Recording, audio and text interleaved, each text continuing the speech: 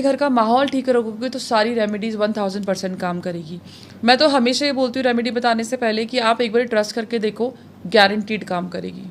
जैसा आपने बताया मनी के बारे में, मनी बहुत लोग बोलते हैं कि आ जाता है, लेकिन जितना आता है इक्वल वापस चले जाता है, टिकता नहीं है। तो इसको टिकाने के लिए घर पे देखो, मनी कभी भी किसी का नहीं टिकता, जितना टिकाने की कोशिश करोगे उतना ही जाएगा। कुछ रूल्स हैं जो मैं अपनी लाइफ में हमेशा फॉलो करती हूँ। सपोज़ कीजिए आप बहुत पैसा कमा रहे हो या कम कमा रहे हो, आप भगवान को पार्टनर बना लो, ठीक है। क्योंकि एक याद रखना कि एक चीज़ रहती है कि पार्टनर ना हमेशा बिजनेस को ग्रो करने की कोशिश करता है, और जितना आप कमाते हो ना उसमें से कुछ हिस्सा आपने डोनेशन के लिए ज़रूर रखना है।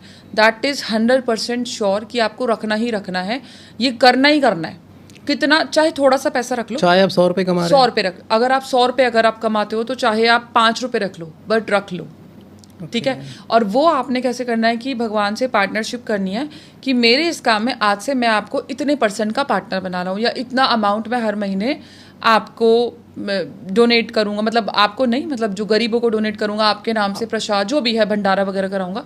जिस दिन आपने करना शुरू कर दिया, आपका हर महीने बिजनेस ग्रो होगा। ट्राइड एंड टेस्टेड है। मैं फॉलो करती हैं इस चीज़ को 100% सालों से, ट्राई एंड टेस्टेड है बिल्कुल ये। बिल्कुल गारंटीड, लिख के ले लो। और पैसों की बात आपने करी, और उससे बात आपने इंपॉर्टेंट बात करी थी कि घर, आपका बेस बहुत स्ट्रांग होना चाहिए, उसके बिना कोई रेमेडी काम नहीं करती है। नहीं, घर का माहौल ख़राब है, घर सोचो, अगर आप किसी काली ऊर्जा में रहते हो, गृह कलेश में रहते हो, तो कैसे माँ लक्ष्मी प्रसन्न होगी।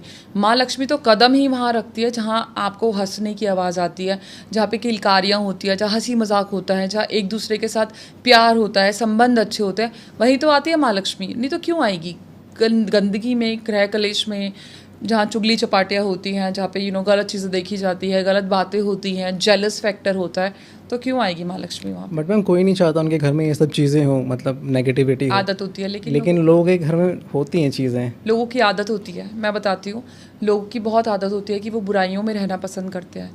आप मानो या ना मानो, मैंने ऐसे बहुत घर देखे हैं जिनको प्रेज़ करना पसंद नहीं है, बुराइयां ढूंढना अच्छा लगता है। उनके लिए वो खुद सुपर्ब होते हैं, लेकिन सामने वाला कितना भी कर ले वो बुरा होता है।